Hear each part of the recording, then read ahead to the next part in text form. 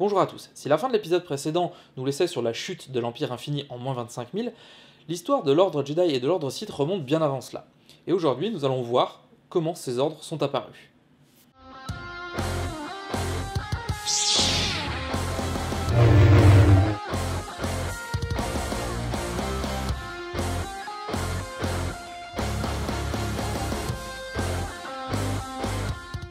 On commence avec l'ordre Jedi et en moins 36 453, 8 énormes vaisseaux, qu'on appelle les Toiyor, parcourent la galaxie et se posent sur plusieurs planètes.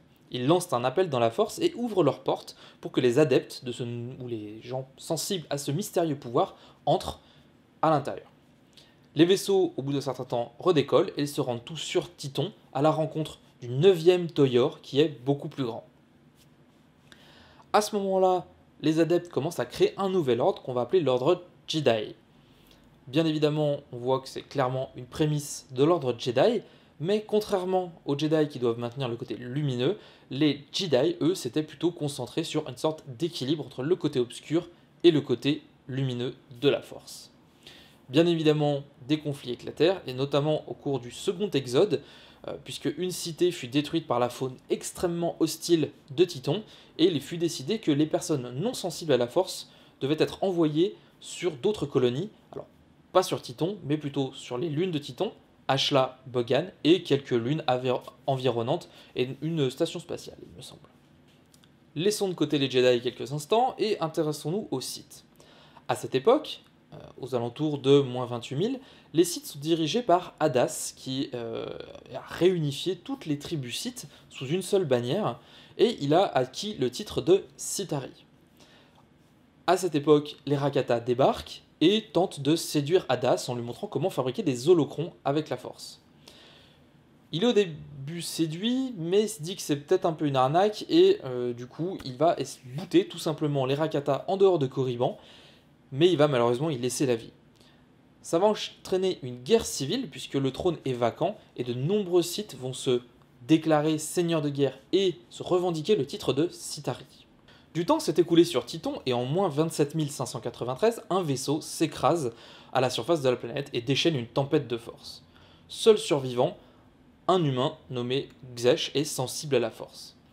Alors en réalité, Xesh est un envoyé des Rakata qui ont trituré un peu son esprit avec la force pour que son infiltration soit réussie, et l'objectif est de mettre la main sur une porte de l'infini présente sur la planète Titon. Les Jedi en fait n'intéressent absolument pas les Rakata.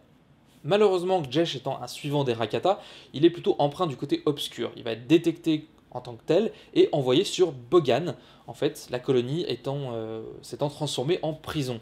L'objectif étant que les adeptes du côté obscur sont enfermés sur Bogan et ils doivent regarder Ashla, la lune, qui est, elle, représentante du côté lumineux de la Force.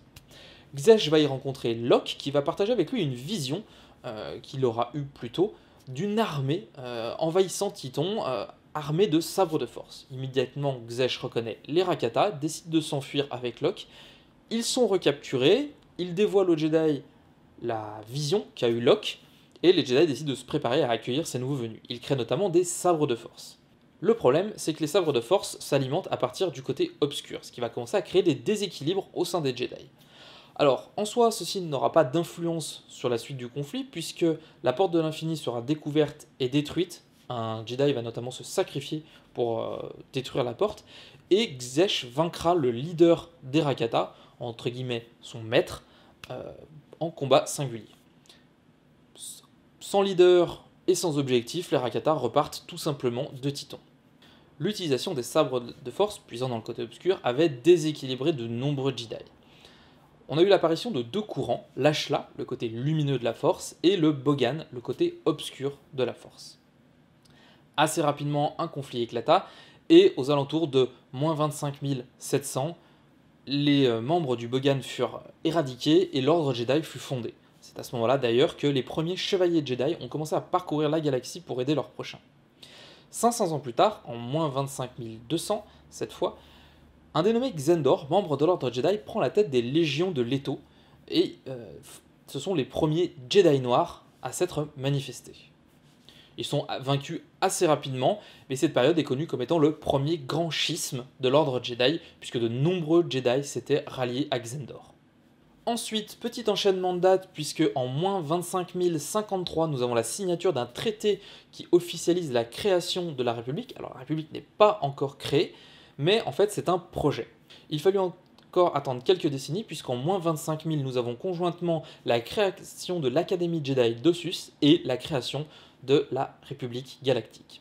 En moins 15 500, les premiers sabres laser apparaissent. Alors c'était quand même des sabres laser relativement rudimentaires, ils s'inspiraient des sabres de force, qui étaient des lames en fait empreintes de la force, alors que là les sabres laser étaient vraiment des armes laser.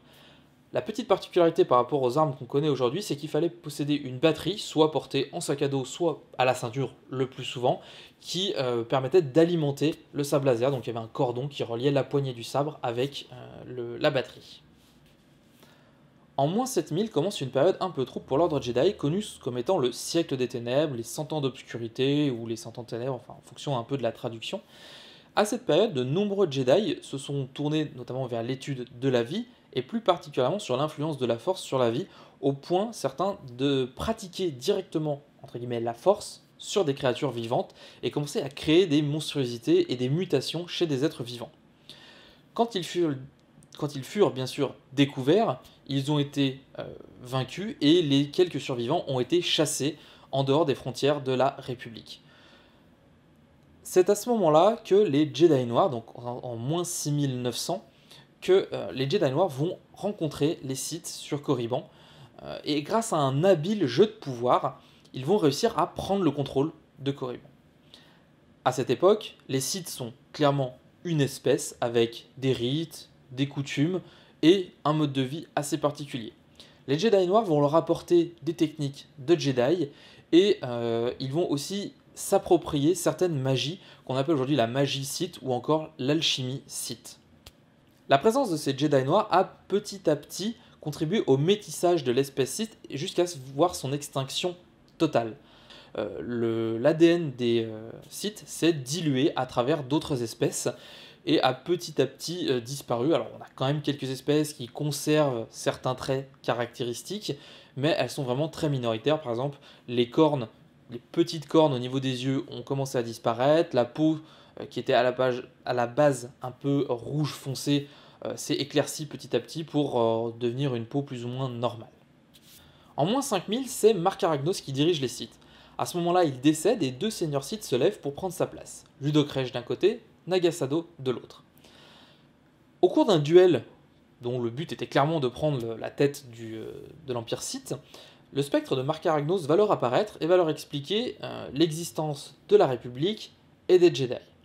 Alors d'un côté, ils n'étaient pas tous super enchantés d'apprendre qu'il y avait autre chose que l'Empire Sith, ils se pensaient quand même on est tout seul, on est les plus forts. Et à ce moment-là, un vaisseau s'écrase, un petit vaisseau de la République s'écrase avec à son bord deux explorateurs, Gav et Jory. Gav qui est le frère et Jory qui est la sœur. Les deux intrus sont conduits en cellule et Ludo Krech, lui, milite pour un certain isolationnisme et du coup il souhaite tuer les deux intrus. Nagasado, lui, voit plutôt l'opportunité de conquête et il va décider de libérer, en fait, vu qu'il ne peut pas directement dire votez pour moi, je vais aller péter la gueule à la République, il va aller libérer, il va truander un peu pour aller libérer les deux intrus. Il va garder Gav auprès de lui et Jory va repartir. Au cours de cette libération, il devra même tuer l'un de ses amis avec une arme de la République et il pourra prétendre comme ça que c'était un commando de la République qui est venu libérer les prisonniers. Il va automatiquement obtenir le soutien de l'armée et donc du coup obtenir le pouvoir, ce qui va lui permettre de réunir une immense flotte pour pouvoir attaquer la République. Alors c'est un peu le bordel au niveau de la République, puisque du coup, ils sont envahis de centaines de milliers de vaisseaux un peu partout qui déferlent depuis l'Empire Sith pour attaquer plein de positions, et ils comprennent pas trop ce qui se passe, puisque c'est un ennemi complètement inconnu. Mais c'est une ruse en réalité, puisque Nagasado possède le pouvoir de créer des illusions un peu plus vraies que nature, et la plupart des vaisseaux qui sont avancés par les Sith dans les combats sont en réalité des illusions. Donc en fait, quand les vaisseaux de la République tirent dessus, ça passe dans le vent, clairement. Gav, qui était resté avec Nagasado pour devenir entre guillemets son sorte de disciple, va à un moment donné dire que non, ça suffit, je n'ai plus envie de suivre la voie du côté obscur, et il va perturber son maître volontairement ou non, c'est un peu inexpliqué, lors d'une de ses méditations qui lui permettait de créer ces illusions. Les illusions vont disparaître, permettant à la République de concentrer le feu sur les bâtiments réels des Sith et de anéantir une énorme partie de la flotte de Nagasado. La défaite conduit Nagasado à revenir sur Korriban, mais Ludocrèche l'attend lui aussi avec sa petite flotte pour lui botter le cul. Ça suffira pas puisqu'il va ordonner à plusieurs de ses vaisseaux d'éperonner les vaisseaux de Ludocrèche. À ce moment-là, la République arrive pour pilonner Korriban et Nagasado s'enfuit direction Yavin 4. Il restera là-bas pendant des décennies. Il va y construire plusieurs temples, notamment avec les Massassi. Donc les Massassi, c'était entre guillemets des petits guerriers Sith qui étaient ses suivants, tout simplement ses soldats avec lui sur le vaisseau. Et il va construire de nombreux temples, il va y étudier la force, en devenant donc le seigneur noir des Sith, en restant officiellement le seigneur noir des Sith, pendant qu'un autre empereur Sith, un peu mystérieux, va conduire les Sith survivants du pilonnage de Korriban sur Dromundkas. Alors on pourrait continuer pendant plusieurs générations la lignée des seigneurs noirs des Sith, en passant notamment par Exar Kun, avec son disciple Ulic Qel-Droma et de nombreux autres seigneurs qui les ont succédés, mais c'est pas spécialement intéressant. Ce qu'on a vu là dans cet épisode aujourd'hui, c'était la création de l'ordre Jedi, d'une masse en fait de gens qui étaient adeptes de la Force, jusqu'à la définition d'un code précis au niveau du côté lumineux, que ce code a dégénéré en créant des Jedi noirs, qui ont eux-mêmes, en fait, en combinant leur pouvoir au Sith, créé l'ordre Sith tel qu'on le connaît aujourd'hui. Petit à petit, en fait, tout simplement, l'espèce Sith va disparaître, ne laissant en fait comme trace que son histoire, ses coutumes et notamment ses rites magiques. Et c'est ces rites magiques qui vont clairement définir l'Empire Sith et tous les seigneurs Sith qui vont se succéder pendant des milliers d'années. Donc, si on résume notre histoire, nous avons en moins 36 453 les Toyor qui conduisent les adeptes de la Force sur Titon, en moins 28 000 les Rakata tentent d'envahir Korriban, en moins 27 593 ils tentent d'envahir Titon, toujours sans succès, en moins 25 700 nous avons la création de l'ordre Jedi, en moins 25 200 le premier grand schisme avec Xandor et ses légions de Leto qui sont donc les premiers Jedi noirs. Puis nous avons en moins 25 053 la signature du traité officialisant la création de la Nouvelle République. Puis en moins 25 000 la création de la République et la construction de l'Académie Jedi de Sus.